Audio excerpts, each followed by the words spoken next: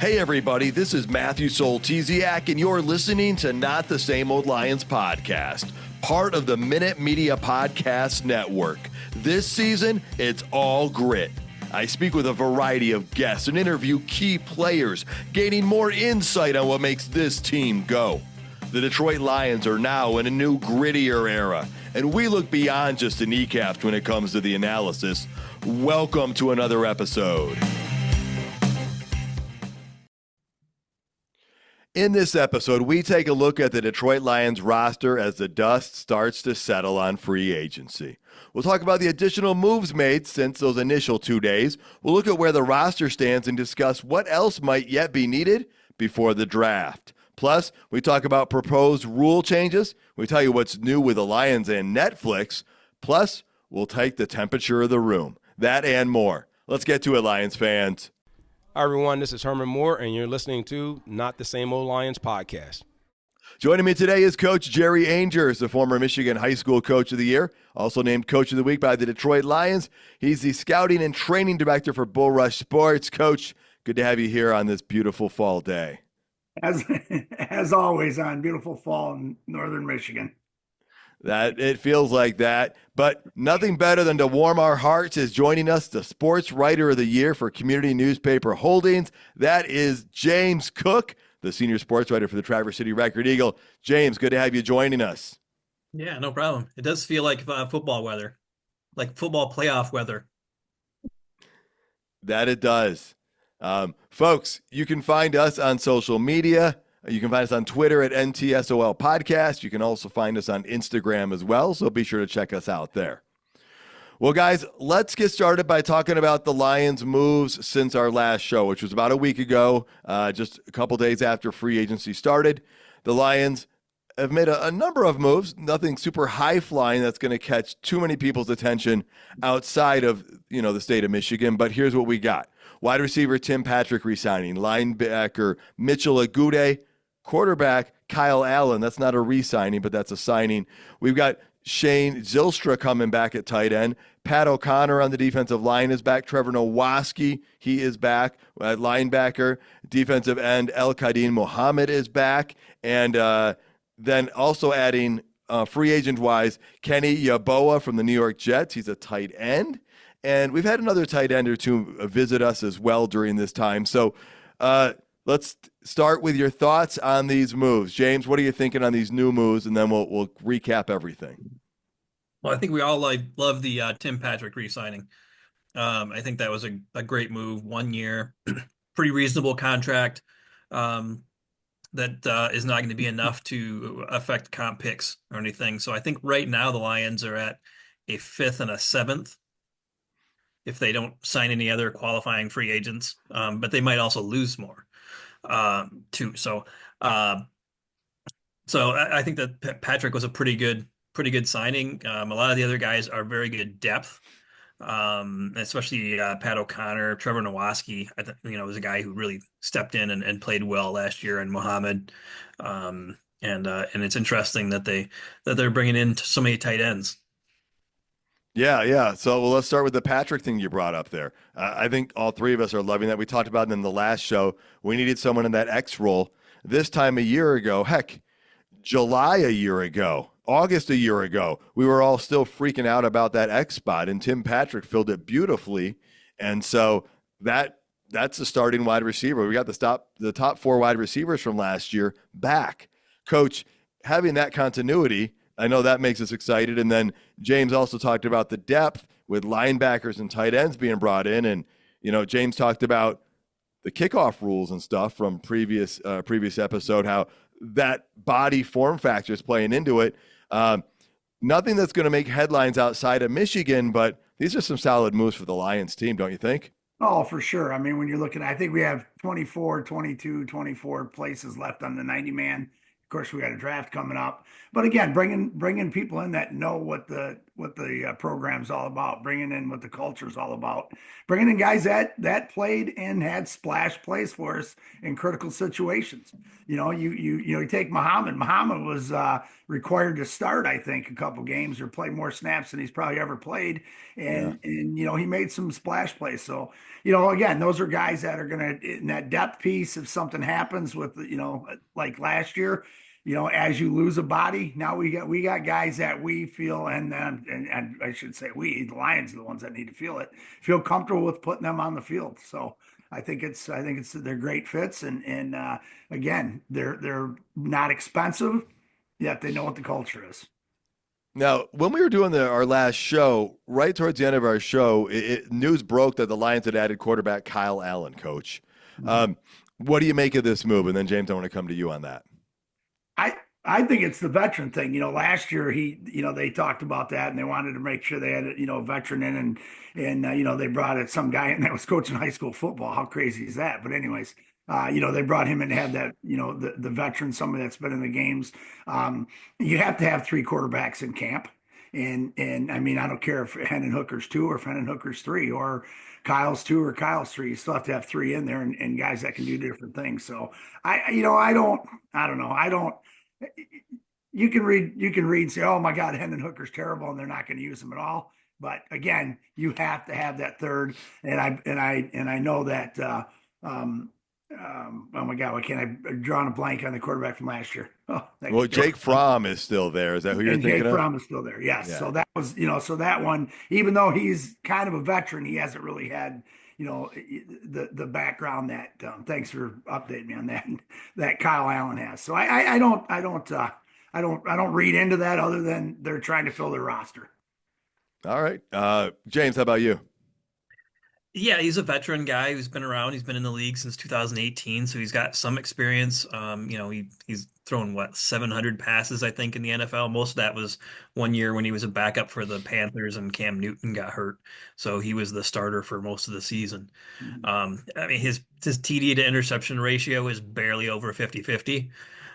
So he hasn't been gangbusters as far as stats or anything like that.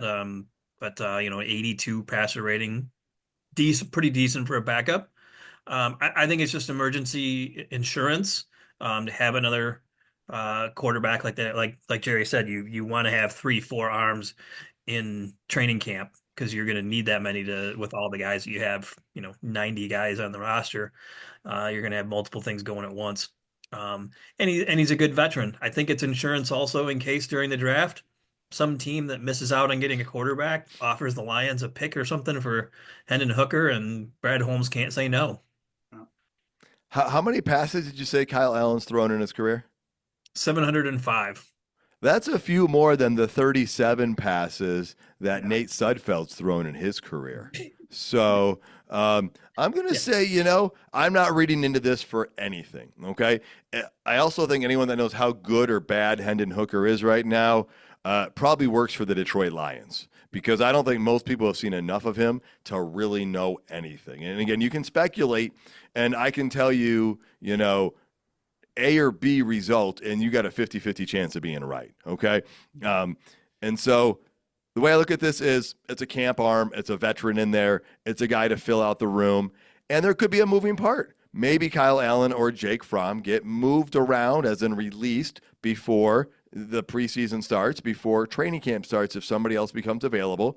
But there's apparently something in Kyle Allen that they see that they like, and it could be his experience in multiple systems. And who knows, maybe he's going to become the practice squad guy.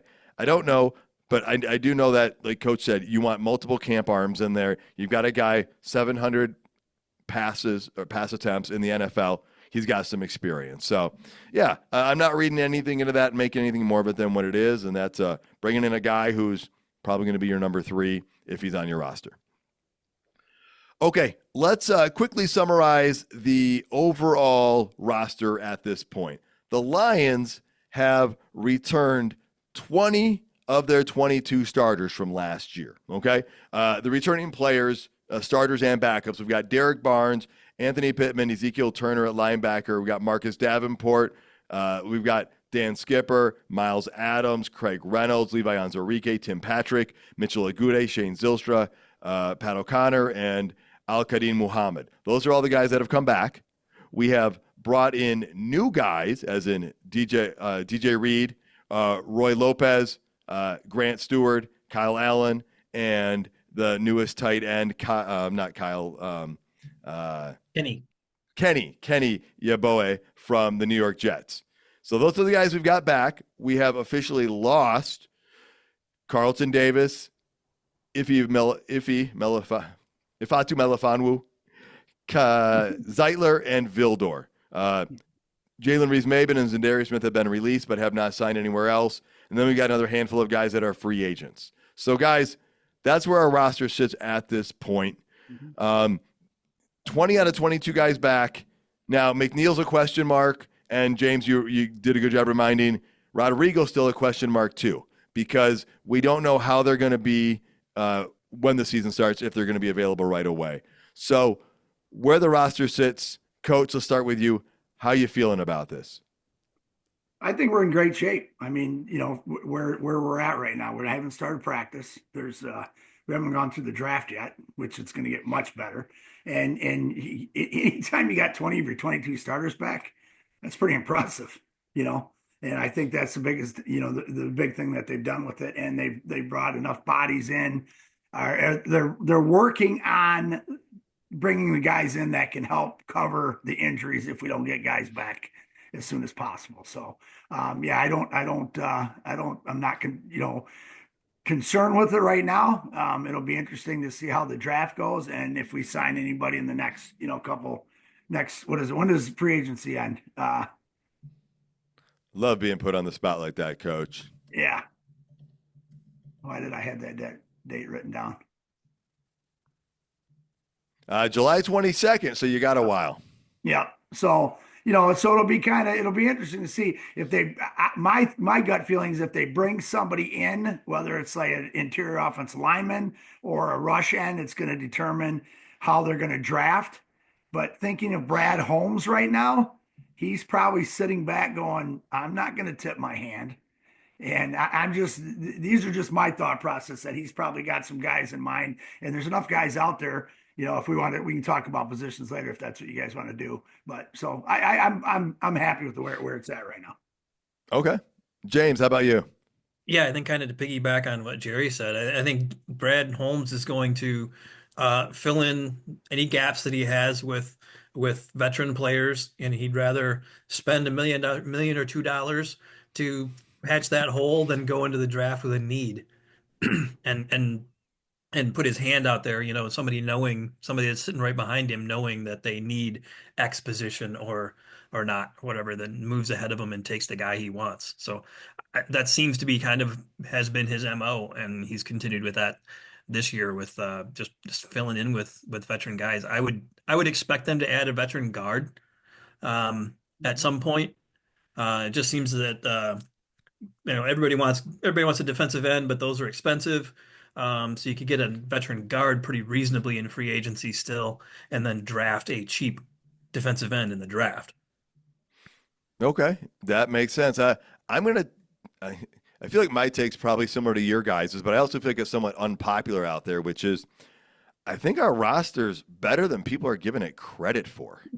I mean, if you look at social media, you brought 20 out of 22 starters back from a team that went 15-2 last year and was decimated by injuries. Now, I get it.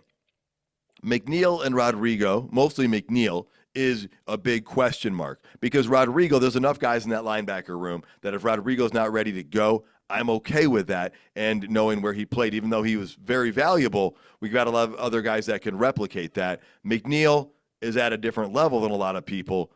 But getting Levi Onwuzurike back makes me feel so much better, even though, he plays next to him. That's one more quality player we have on the defensive line. So I'm just going to say, yeah, the sky's not falling. I don't know why so many have thought it is, but when you look at this roster, the goal is to stay as good as you were if you can, because not every NFL team can. And we were so much better than so many NFL teams that usually what happens is your team regresses. I mean, look at the 49ers. They've lost like 10 or 11 of their 22 starters from the Super Bowl 17 months ago, 15 months ago, whatever that was. And so bringing 20 out of 22 back. Oh, and by the way, one of those guys that you lost, you replaced with somebody pretty comparable. So now you're looking at 21 out of 22, arguably. I mean, that's I don't want to call it an embarrassment of riches, but it's a luxury that most NFL teams don't have. James, what do you want to add to that? Yeah, and like you said, you replace Carlton Davis with DJ Reed, which is, I think, at best a lateral move, if not maybe Reed's better because he's been more durable through his career. And then you had your replacement in place with Zeitler with Mahogany. So I mean, I don't think that the Lions have lost anything really of significance. Would it have been nice to have Zeitler back? Yeah. But they have a replacement in there. There's a couple of free agents that are still kind of plug and play guys that you can put in there or depend on as a very capable backup at least. Yeah, that's one of those areas as we get to what we'd like to see the Lions do yet. I do think that you have to replace Zeitler. And I don't mean you're going to replace him with a clone. I mean, yes, Mahogany can move into that role if you think he's ready for it, but then you need someone for Mahogany's role. And I would like it to be someone who's got 2 to 3 to 4 years of playing experience, starting experience. Let's just stay on the offensive line for just a moment here. So actually, no, let's go back and let's look at the defense. Marcus Davenport. He is the number 2 defensive end on this team right now. And a lot of people were not happy when we re-signed him. And I was like, listen, I don't think he's going to be our number 2. I think he could be our number 3, maybe our number 4 defensive end. I'm not sure. As of right now, a week and a half later, he's still the number 2 defensive end. Now, there's a long ways to go before the season starts. We could draft somebody. I'm expecting we're going to draft somebody. And as James, you pointed out, we could still grab. There are some veteran pass rushers out there that you could get on the longer you wait, the better deal you're going to get because some people have been paid pretty handsomely. I would have loved Khalil Mack on this team, but not for that contract, not for that money. It doesn't make any sense when you look at all the guys we got to repay. So, Coach, let's start with you. I think we'd all be shocked if the Lions don't draft a defensive end in the first 3 rounds of this draft. Say they do something like that. Are you okay going into the draft, though, with Marcus Davenport being your number 2 defensive end? Yes and no. How's that? Is that good, you guys? Yes. The answer is yes. Okay, and no. I think it's the correct answer. Yes, because yes, he can rotate with Pascal for first of all. Let's talk about that. We got that rotation there. Yes, if he stays healthy for say 11, 12 games, where he's in and out of the lineup. Okay. We talked about that a little bit with his numbers and stuff like that.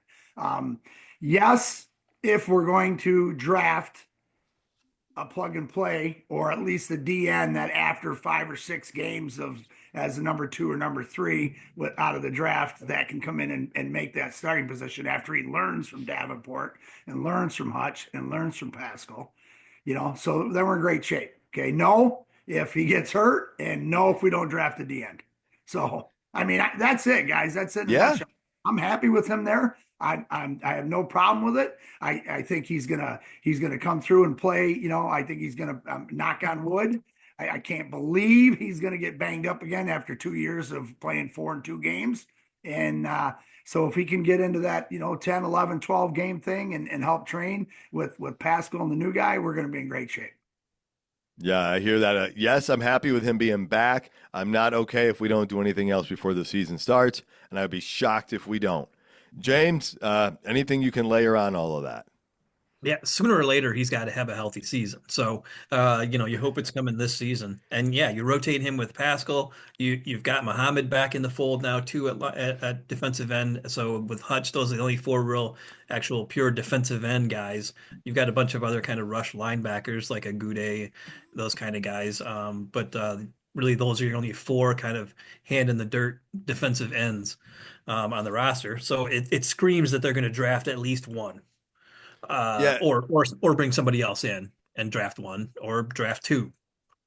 And let's revisit the Zadarius Smith release. Okay, $11 million cap hit. If I understand it better, it would have been like 5.5 this year and 5.5 the following year in dead money. And I don't think he's coming back, as most people don't, because he wrote goodbye on social media. You don't usually write goodbye unless you're ready saying, you say goodbye, I say hello, and you come back again, and you all have a fun Beatles song about it. But at that price range, James, doesn't it seem like Za'Darius might have been a good rotational guy with Davenport? Yeah, but I think that also cleared up some of that cap space for them to be able to go out and sign some of these other guys. And I think Holmes said, I'd rather have 3 or 4 of these other guys than one Za'Darius. And I think there's still a chance that they could bring him back. Initially I thought no, as kind of, but now there's obviously hasn't been a big market for him. A 32, 33-year-old pass rusher.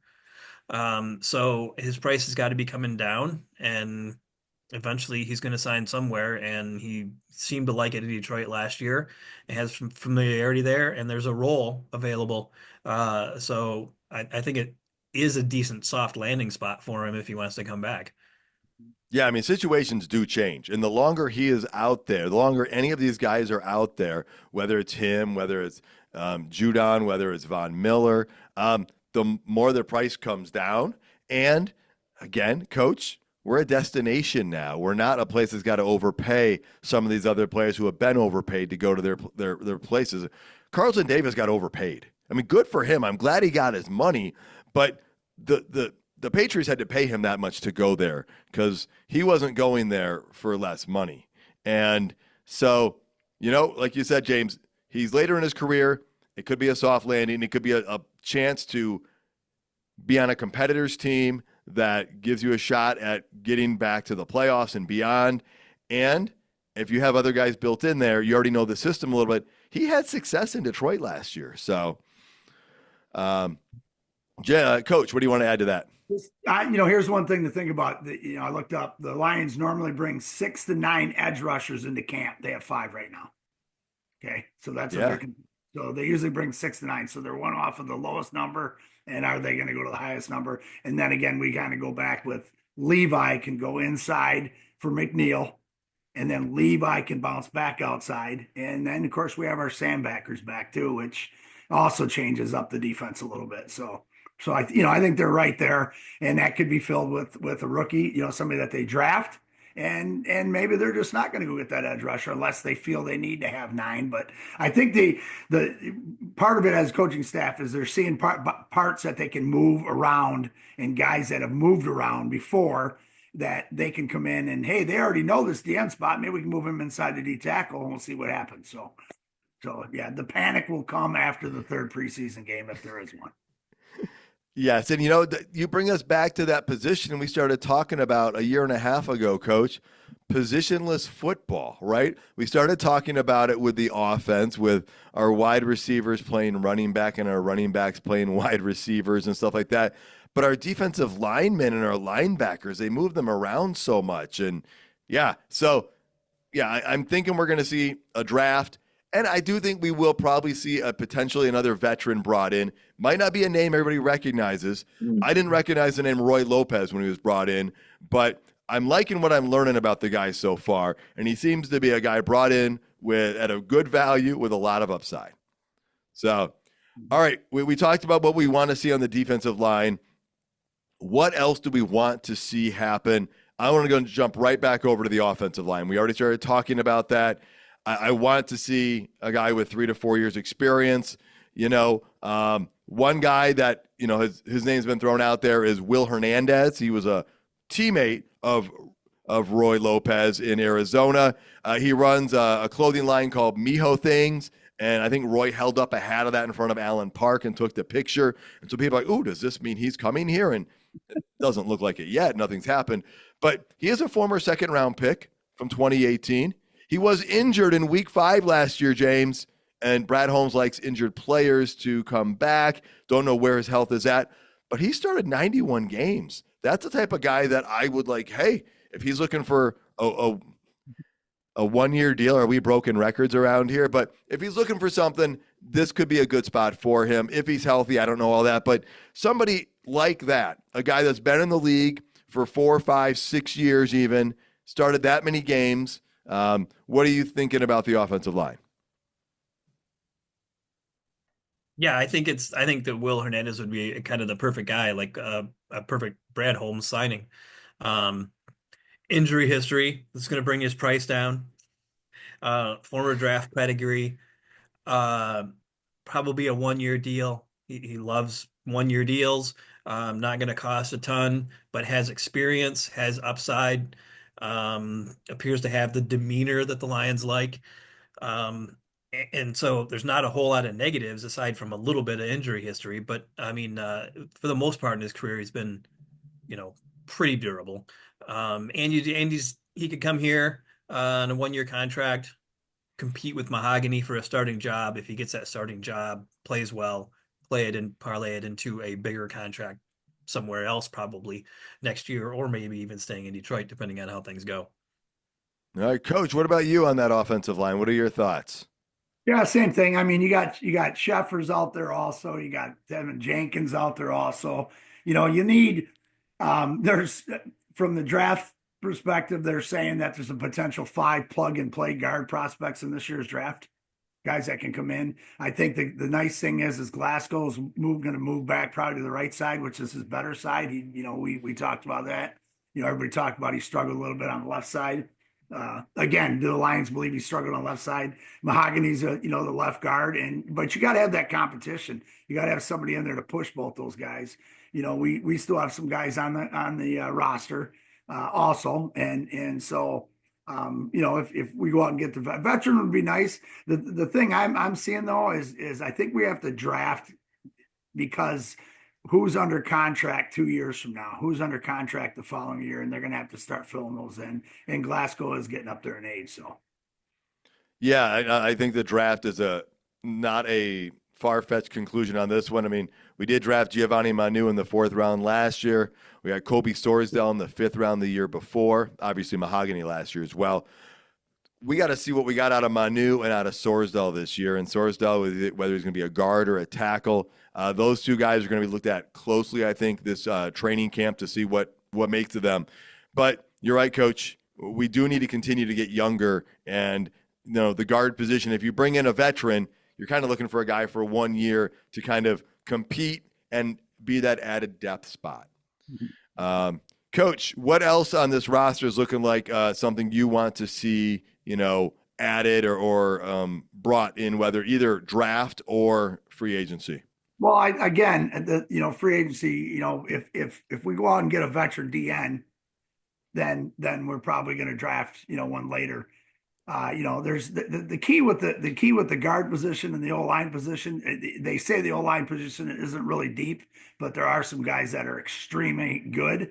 And I think, and we know how the Lions draft, they're gonna look at their board, and whoever their best player on the board is, if he's available, they're gonna grab him. That's why you see some of these people talking, they're gonna take the guard from Ohio State. I know they're gonna take this D end. And again, with the DN, and again, I think the first round is going to dictate on how that goes. I mean, if everybody goes after just starts hammering these DNs, and the D line guys that are out there, the Lions are going to have to adjust and maybe go that guard position and look for somebody, in the second round. I believe we're going to get a guard and a rush end in the first 2 rounds, and somebody's going to be. Are we going to go after the plug and play guard? Or are we going to go after the one that we have to develop guard? So, but those are we've talked about this enough. Those are our needs. We got to have that. We got to have that rush end guy. That's going to turn around and be Hutch's in Hutch's hip pocket for the next 10 years. And the older guys, of course, aren't going to do that, but the younger guys will. Yeah, and you can get a guard in the 3rd round who could even be starting material, so it doesn't have to be the first 2. So yeah, I'm training 3 of them right now would be great for the Detroit Lions. All right, let's keep our eyes on that. See if that happens. That'd be nice. I do think safety depth is important. We all probably recognize that with Iffy being gone, and then add another defensive back late in the draft does not hurt. And this is so generic. I want a tall wide receiver. Want a tall wide receiver, someone who can play the X, someone who, can maybe do what they thought Antoine Green might be looking to do, someone who could be there next year, because again, we got to continue to build through the draft and find quality guys because you can't always re-sign and bring in free agents. So that salary cap thing is real. James, any other spots that you think you want the Lions to address yet? I think they need another returner, another return man. They've got Khalif Raymond, but he gets dinged up every now and then. And with the new kickoff rules, you got to have two to be able to cover back there. So even when Raymond's healthy, they need somebody else to go with him that's better than Craig Reynolds. So I think that you may see that late in the draft, the Lions take a flyer on some wide receiver or running back who has a pretty good history of returning kicks in college, like ETN's little brother, or something. So you don't want JMO back there, huh? No. I just don't think they'll do that. Remember when they were going to put him on punt coverage? So, yeah, no, I don't think they'll do that either. I'm interested to see if Sione Vaki gets a look at that because I thought that might be something they considered with him. But I do agree. You want somebody, because especially if you're putting two guys back there, you want someone with speed in the same ballpark as Khalif Raymond, right? Because like we talked about before in that playoff game, they were intentionally kicking away from Raymond. And so we want to take that away. And I think teams are going to be a lot wiser in special teams this year. You had a whole year to live through it. Now you have the offseason to digest it, and now you get to make your dinner again. Make something else and see if that's what you want to eat or you want to order up something different. So that's not a bad thing to look at in depending how many wide receivers the Lions carry. Yeah, I think that's why. I mean, we've just talked about how they've been hoarding linebackers who can special teams, but I think the tight ends as well.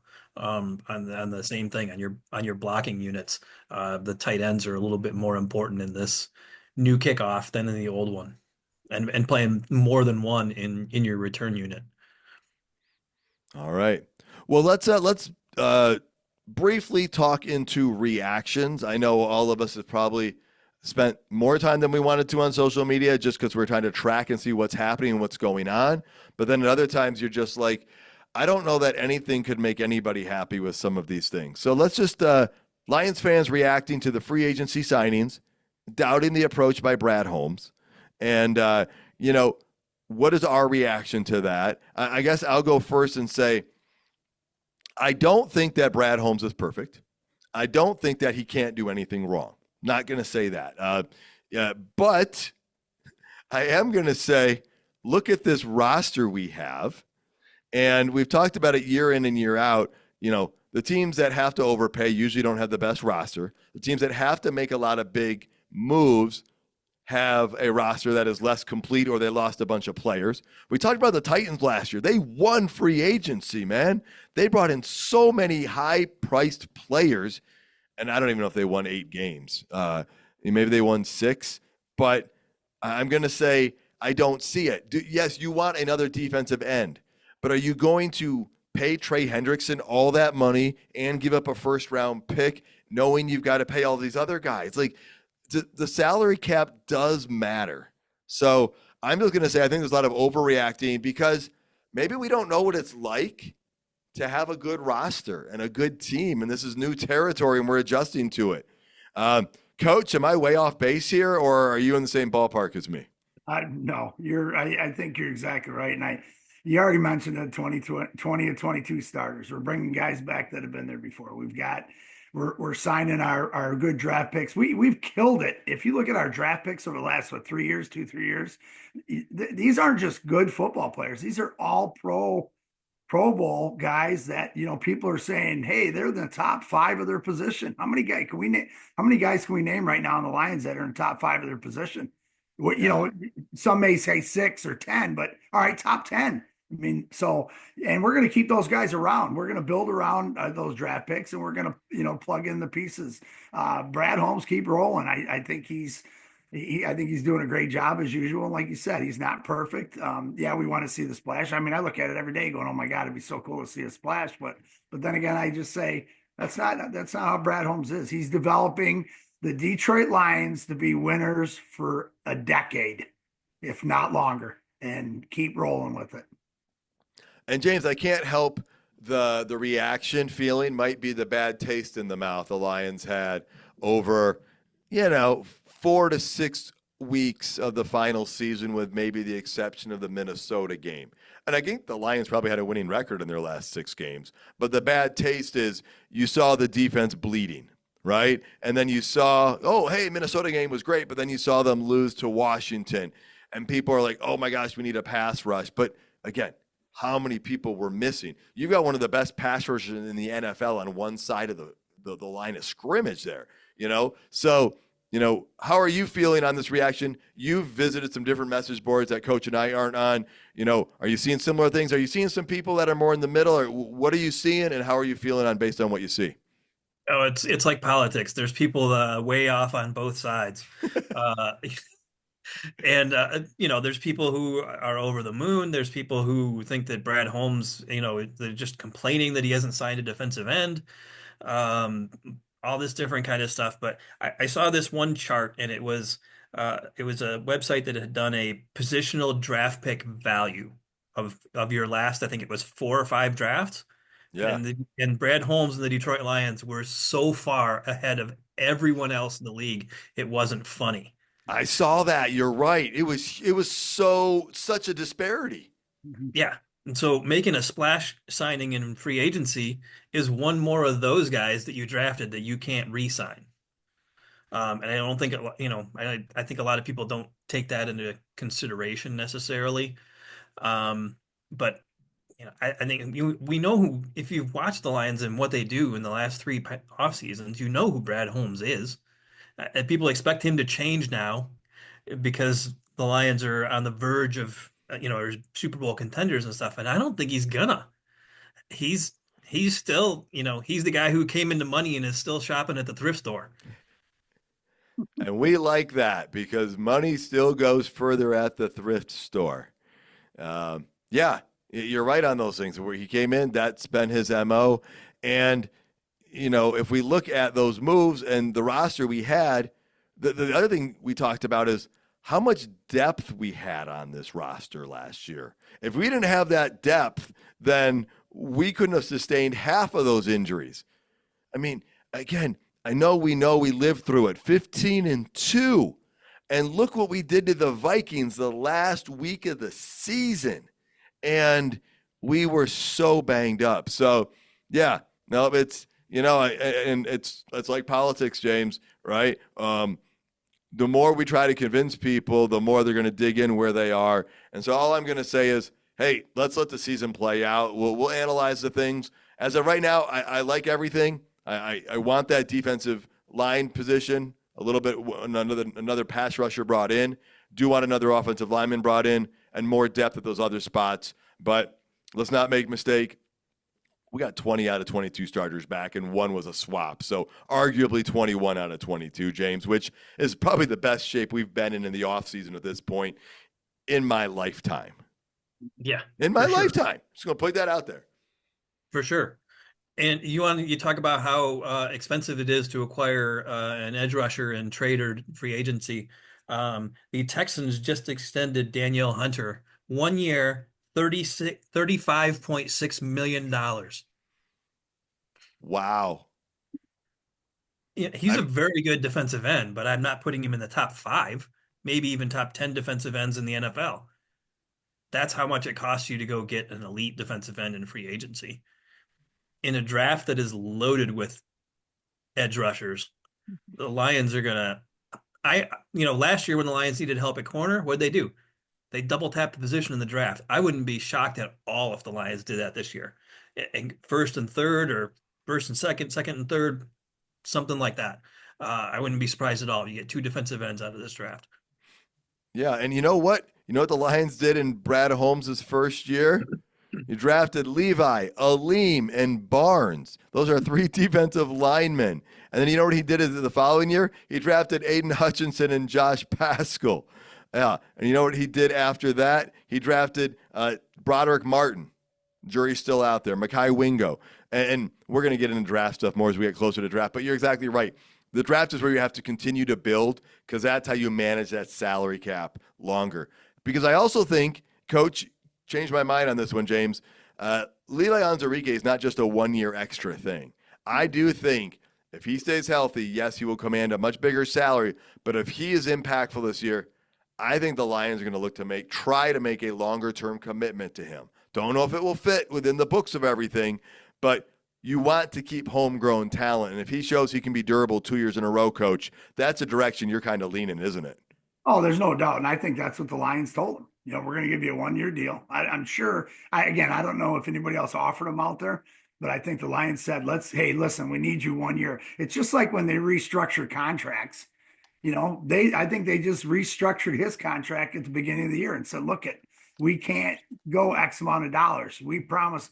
And I think when a team tells a guy like that, like the Detroit Lions, if that's what they told him, then that guy says they don't lie. I mean, they don't. The Lions, they wear everything on their sleeves. They're transparent as anybody, and everybody wants to play here. So I think they all believe, and they all believe that. It's just like Hutch. Are they going to redo his contract? I heard they're talking to Joseph already to redo his contract, to extend it. And so I think that's the thing that we're getting here. And Brad Holmes is in that conversation going, listen, we're probably going to draft the D end. Okay, we're probably going to draft the D end, but man, you and him together, oh boy. And so I don't know. That's just my feeling. And if he has a great year, he's gonna get a bag full of money, whether it's with the Lions or somebody else. And either or, I don't care. I'm just happy he's back this year right now. I agree on that one. All right, let's look at James. You want one more thing to add there? Yeah, plus DJ Reader will come off the books next year. They've only got him for 1 more year unless they do an extension on him. So that would open up right there that money for Levi. Look at that. James Cook doing not really math. Cheap right now. Yeah, no, that's great.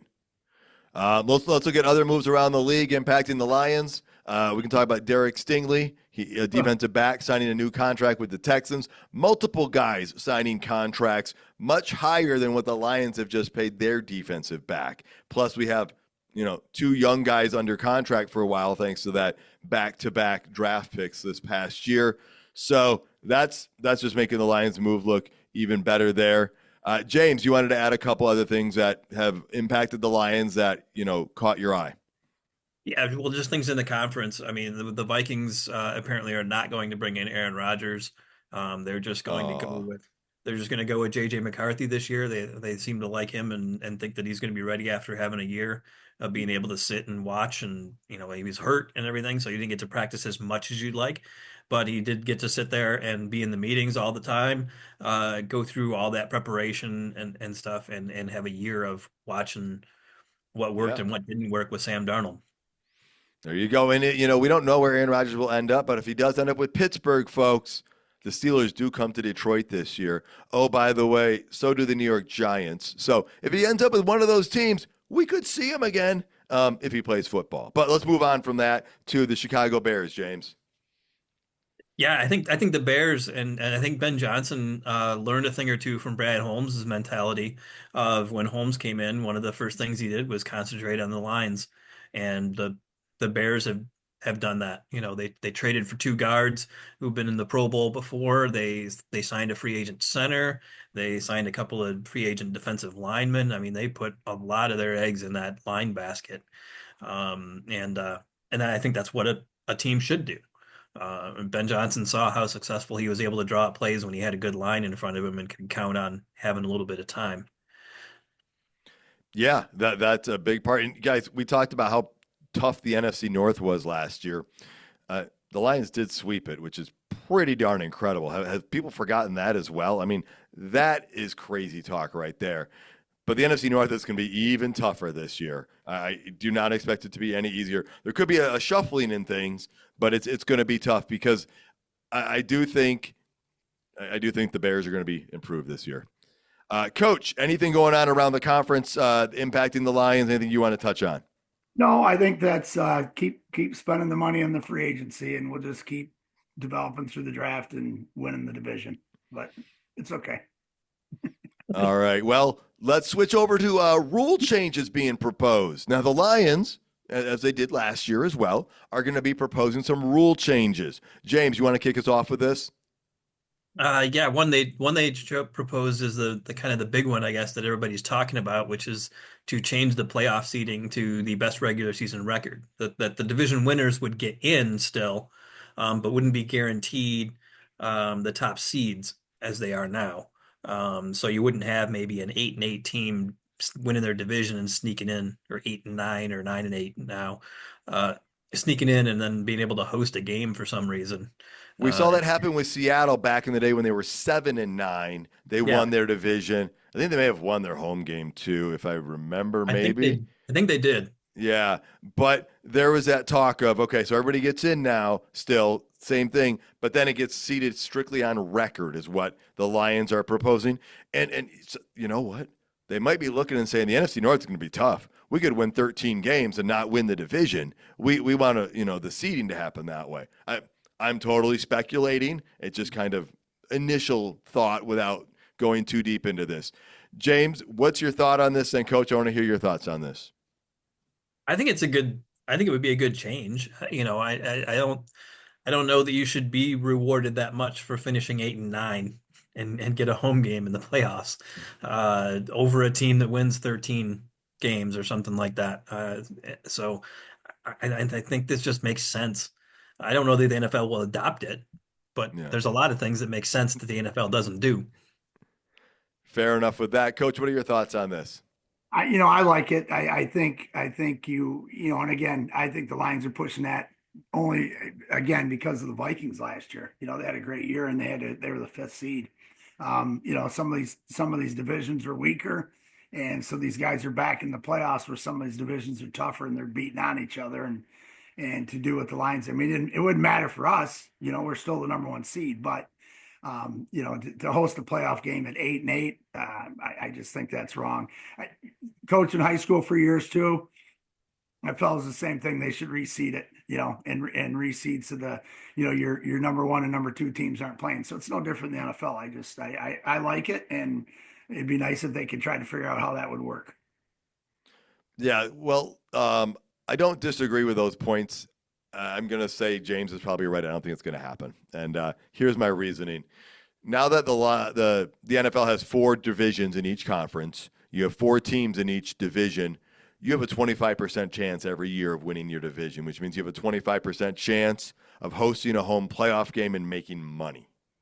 And if it's all based on record, that 25% chance goes down, doesn't it? It's got to probably drop to like, I don't know, I'm making numbers up. Maybe it's 18% or, what is it? Do you take 30, you take 16 teams and you figure what, 8 of them make the playoffs? No, 7. 7 make the playoffs and the top 3. So I'm just saying those numbers go down. So it decreases the chance of you hosting.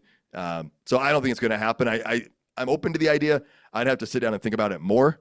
But it creates those weird things where the Vikings had to, go on the road. And, if the Lions had lost to Minnesota, we would have gone on the road. And so, yeah, it can create an awkward situation for a team that has a good record. And, we've seen in the past where, we've seen we've seen teams with better records than division winners not make the playoffs as well, so that's something as well, but that's not what they're talking about here. All right. Well, we'll see what happens. I'm sure it'll get some press and people will talk about it, but I don't expect that one to move at all. This next one, James, bring this up, and I can't wait to hear Coach's thoughts on this. Yeah, I think this one has even less chance of passing. But I also think it also does at a level make sense. They wanted to get rid of automatic first downs for defensive holding and illegal contact. So, you can't so if you get called for pass interference on a 3rd and 31, that it shouldn't be an offense, it'd be a 15-yard penalty maybe, and they wouldn't get a first down, but they maybe get to redo the down and try it again, but it wouldn't be a first down. Well, I don't think pass interference falls under this. I think it's defensive holding and illegal Defensive contact. holding and illegal contact. Yeah. Okay. All right. Yeah. Same thing where teams are kind of playing on those long yardage situations or playing for a defensive penalty as much as completing a pass. Okay. Coach, what are your thoughts? Play zone. No, that is such a tough one, man. I mean, if it's not an automatic first down, you're going to start grabbing people. I think there's probably a bunch of the illegal, the illegal contact. That's fine. That's a tough one because you can be at 5.5 yards and you're still bumping a guy or something like that. So then, all of a sudden you're bumping a guy at 5 yards and it's 3rd and 30, and now it's an automatic first down. But man, to change that, they would have to study and break down all that stuff and try to figure out, where it's at. Defensive holding, I can see it. You're dragging a guy down. He's trying to run a takeoff route, go route, whatever. And yeah, but I think the illegal contact one's the weird one because could be within, that shot in the line of scrimmage, and all of a sudden, why not? If it's 3rd and 30, you might as well run 5 crossing patterns and hope you get a legal contact because it's gonna be a first down. Why even go over top? That's what they do right now, That's right? what they do right now, and so you're gonna have to coach your guys up a little better and just say, don't freaking touch anybody. It's 3rd and 30. You're gonna play man coverage and let the safeties tackle them at 29. Yeah, I do feel like there's some room for improvement on the current system, but I'm not going to profess to be smart enough to know what it is right now without sitting down doing some research and thinking, oh, is it, hey, if this illegal contact happens within 5 yards of the line of scrimmage, then it's not. But then, like Coach said, they'll just drag them down right at the beginning so they can't get beyond 5 yards. And so, but you also have seen some of those incidental things on a 3rd and 29 or 3rd and 30 that doesn't severely impact the play, yet suddenly it's a 5-yard penalty and it's an automatic first down, and you're like, Merry Christmas. So, depending on the team you are, of course. So I think there's room for improvement. I don't know what the right answer is. I applaud the Lions for throwing some stuff out there, but I don't think either of those are going to get passed. James, what do you want to add? Yeah, I don't know that either one of them's going to pass either. It's interesting that the seeding thing would have last year benefited, I think, Minnesota more than it wouldn't have benefited Detroit at all. It wouldn't really of course. impacted Detroit at all. The defensive holding and illegal contact really would have helped the Lions because they led the NFL in those two passing penalty categories. They had 26 of those. The next highest team had 23. All right. Minnesota had the fewest in the NFL at 6. Not bad. Not bad then. What do you guys have something about the Packers submitting a proposed rule change? Is that the tilt push? Yeah. I don't know. I'm the quarterback sneak and short yardage situations and stuff like that. I mean, if it's Kelsey's the best guy to ask about that, to be honest with you.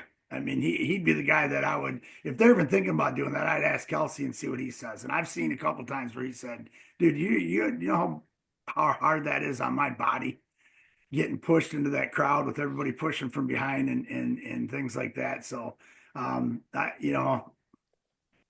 of it's if the Lions ran it, would I love it? No. If the Eagles run it, no. I mean, I don't like it. Okay, I don't like it from a coaching standpoint that make your block and create Josh Allen doesn't do as many quarterback sneaks as Hurts does because that's what it's going off of. And how many first downs does he get? Because Josh Allen is big enough and athletic enough to see the gap he needs to step to dive through to get the first down. So, if guys are getting injured because of it, then yeah, get rid of it. If not, whatever, they can stay with it. So, well, and I think that's the interesting part there, Coach, is, I don't know I don't know the motivation for the Packers. Is it because they can't stop it or they don't want to have to stop it? And we saw how it can be very difficult to stop. But yeah, Kelsey, didn't he say, like, I hate my life every time he hiked the ball for that play because of how brutal it is? And so I wouldn't want the Lions to run that play. And you're like, well, that's because they got Jared Goff. Well, I wouldn't want you to put David Montgomery back there either because it increases the chance of injury to your offensive linemen. And we don't want to, raise those percentages at all. So, James, you want to weigh in on this? Yeah, I think it's an injury waiting to happen. And potentially a neck injury to a quarterback. I mean, you're just using him as a battering ram with two, fullbacks or linebackers or tight ends, whatever you want to put in the backfield behind him, just try to push him through 325-pound guys. So I can see why a lot of teams don't like it. I can see why the Philadelphia Eagles love it because they have gigantic offensive linemen. And they got the in front. personnel to run it. Yeah. Yeah, they have the personnel. If they did put this into place, it would not affect it would only affect, how do they line it or word it? Lined up directly behind the snapper and receives the snap immediately at the snap. So it wouldn't affect like the plays that Penny Sewell is known for, where he, will come into a play and push David Montgomery a couple extra yards, or across the goal line, at the end of a running play. So it wouldn't affect that. Just pretty much that's the wording is done to just get rid of the brotherly shove. I love it when David Montgomery was like, I thought I just had this amazing burst and I was getting through these guys. Then I realized, oh, Panay's pushing me. That was great. All right. Well, guys, let's turn our attention to Netflix for a minute. They did quarterback. They did receiver. I don't know if you saw the tease. They teased they were doing mascots this year. But as it was pointed out in the preview, mascots don't talk. So that was going to make it like a throwback to the 20s? I don't know when silent films were. But they're not doing that. They're doing quarterback again. And if I'm not mistaken, I mean, obviously, we got Jared Goff is doing Netflix quarterback, and it looks like with Joe Burrow and Kirk Cousins. Is that what you took in there, James?